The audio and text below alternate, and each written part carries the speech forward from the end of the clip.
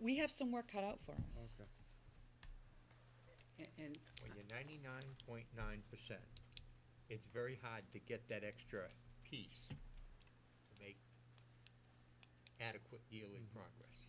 And the other question is, if Massachusetts approves the waiver that they're considering Yes. for, would that mean that we would would we then, as a district, have to apply for a waiver? Or would it be the whole state applies for a waiver to, it's AYP basically that you're applying for a waiver, right? That Correct. would The not entire apply. state applies, the State Department of Elementary and Secondary Education.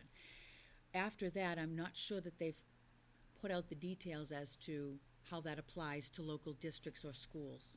But there's also gonna be conditions of the waiver that I don't think we've seen yet, like, give up your firstborn child if you apply for this waiver. And I know that Secretary Duncan is trying to get states to agree to some more things. Yes. And those may be some of the conditions. If you apply for a waiver, you have to accept this over here. I can tell you that it's also tied to Race to the Top, and we are not a Race to the Top district. So we Doesn't mean we're exempt, but I still don't know what the details are for those few of us that are not involved with Race to the Top. Well, and just to explain, the last information that I read on this said that there as many as 75% of Massachusetts schools next year could be in a, not corrective action, but in some Status. action, some status with the state and with the federal government because they won't be meeting AYP. Yes. And this is the state that has, right now, the highest performing students in the country. So So it needs to be adjusted, obviously. it's a little bit of a problem. Now, if every other state, and then you're gonna get states like, that are near the bottom, like some of the states down south, and they're not gonna have as many schools because they've got a whole lot of improving to do, and as Cliff said, when you're It's easy. improving from 10 to 20, it's a lot easier than going from 99.8 to 100. It's just crazy. We are still talking in generalities, and we don't know how many students, how big is the student body that really requires this corrective action.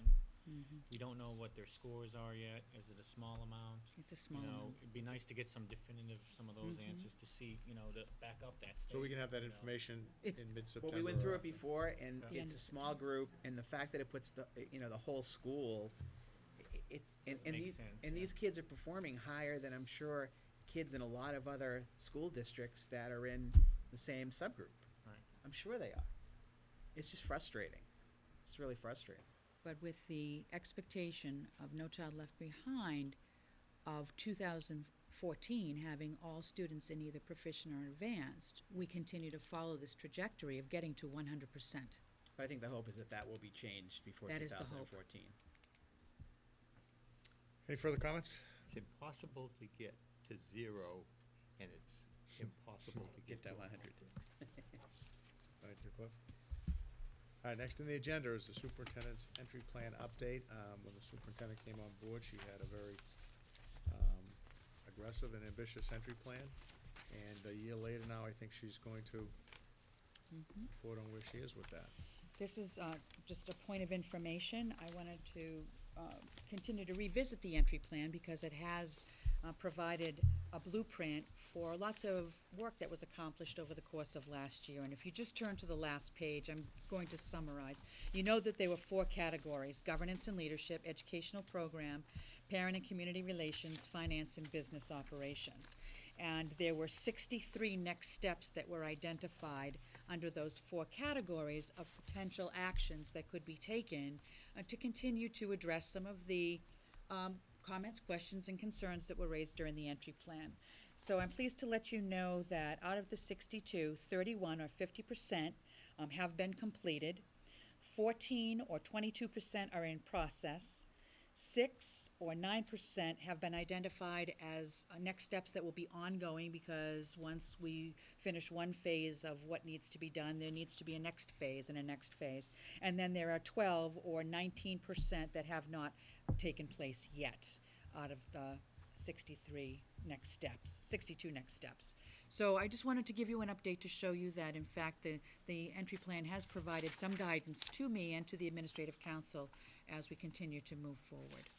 in the district. Any comments? I noticed, like Kathy, some of the ones that not yet, that nothing's been done is, what we talked about already, establishing the education foundation, working with youth at risk and things of that nature that you haven't really made any progress on yet. So- Right.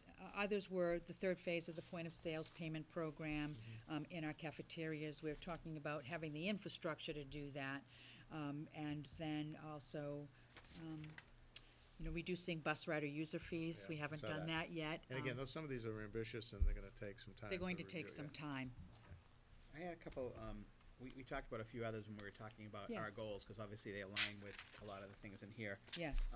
One thing you mentioned under the budget, finance and business operations, was to create an ad hoc committee to research cost sharing opportunities between the school district and the town hall. Do you think we need to do that, or could that be accomplished by the finance planning team, do you think? Exactly. I had some preliminary conversations with the town administrator, and we felt that because that committee is already in place, to develop another ad hoc committee, unless it had a very specialized outcome, Right. would be redundant.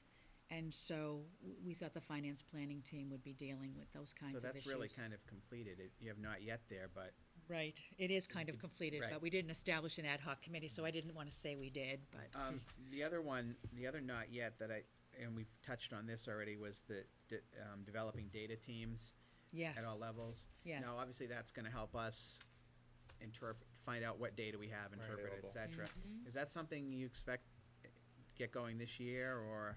Absolutely, Alrighty. and that's part of what the consultant is going to be working with us on. We have data teams in the individual schools, but I'm looking for more cohesiveness around how we implement this kind of an initiative. And part of the support that the Department of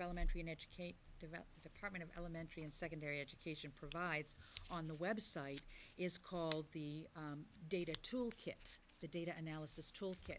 And it outlines a wonderful process for doing what we want to be doing across the entire district. So I'll be bringing that to the Administrative Council to talk about what are some of our next steps. This week, I'm meeting with the principals, K-8, and the Director of Academic Services, as well as the PPS Director, so that we can start having some preliminary conversations around the MCAS data that we have access to, and setting some goals for improvement. I've been reading some of the documents that the DESE provides, and actually, in one of the documents, it talks about mandating a 3-year district improvement plan. And that district improvement plan addresses all of the subheadings that you've identified in your goals and in my entry plan. And this is a working draft as of 8/11/11, and I came across it recently. It's a well-done document. It's a draft, but it provides some wonderful guidance around the development of a district improvement plan that then is the overarching document for each of the school improvement plans that include measurable targets around student achievement. Excellent. So we're going to work toward this, but this is going to be new information for most of the people in this district, but it's not impossible. It's just gonna take a little time, but we will get it done. Any other comments? All right, we'll move on to routine matters of bills and payroll. I think we have 3 signatures on everything, so that's ready to go. Cal? Minutes, we do have open session minutes from June 27th, 2011. Do we have a motion to approve? Well, if Karen was here, I'd ask her opinion, but there's a couple of sets of minutes, and this is one of them, that refer to Karen as Mrs. Ericetti, and she's always been Ms. Ericetti. She does like Mrs. She likes Mrs.? Yeah.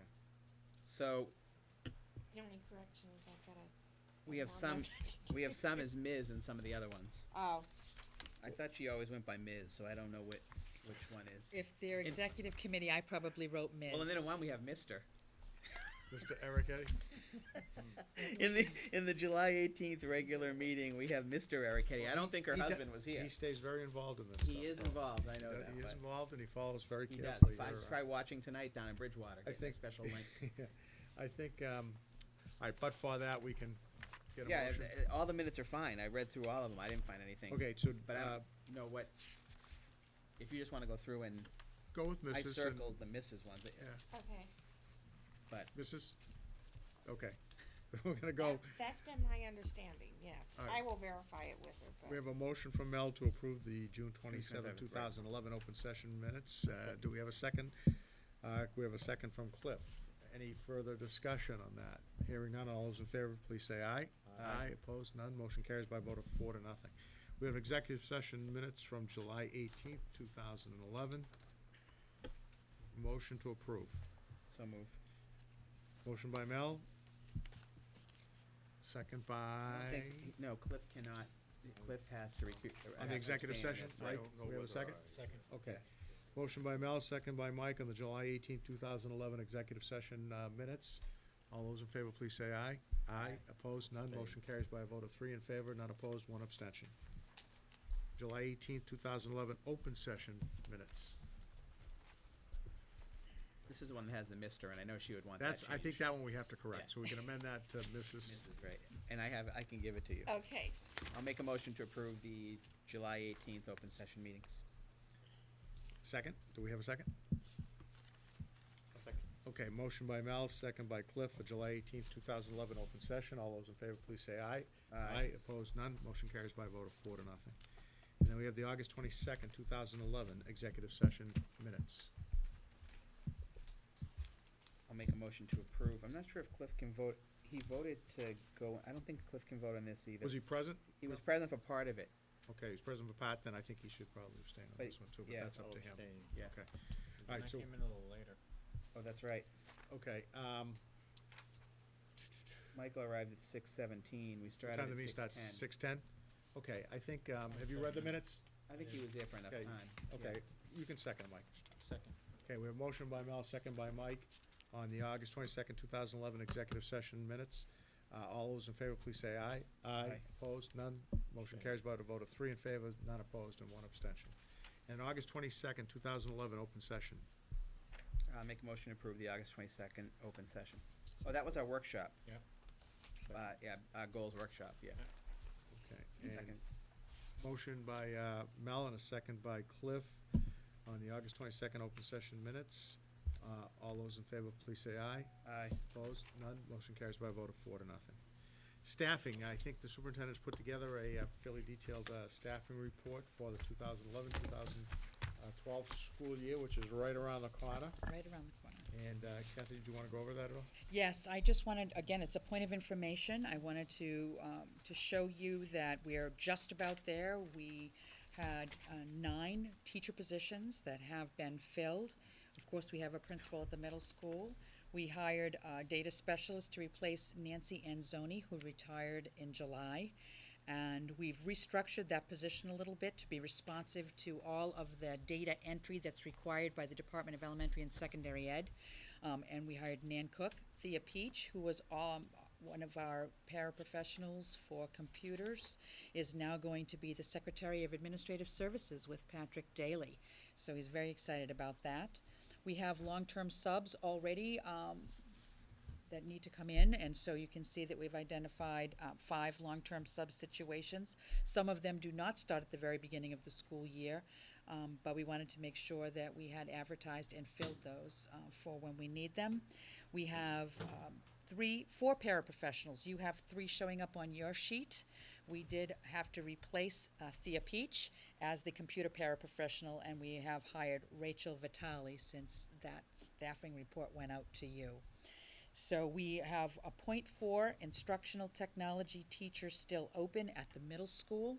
And that's because our current instructional technology teacher will be teaching the robotics class that we are instituting for .4 in grade 6. And so we need to replace that .4 of her position. We're having a little bit of a tough time filling that because it's only a .4, but we're going to keep plugging away. We'll have somebody in place for the opening of school, so not to worry. So other than that, you have everything filled? Filled. Okay. It's about interesting. All the grade new 6? teachers are all at the middle school then? That is Every one of correct. them. There's not one high school teacher. No. No. All middle school. Grade 6 teacher, did you say Last you 2 filled years, that? we've had hardly any Yes, turnover. that's the teacher right That's there. the- It was a new Really? position, yes. So mean, this this is is- brand Of the 8 new teachers, This is really, 3 and of there's them some are of them new. are .4, 3 of them are new 0.5. positions. Yeah. So there's only 5 replacement teachers Wow. basically in the whole district. Yes. and we have one great. long-term sub for the entire year.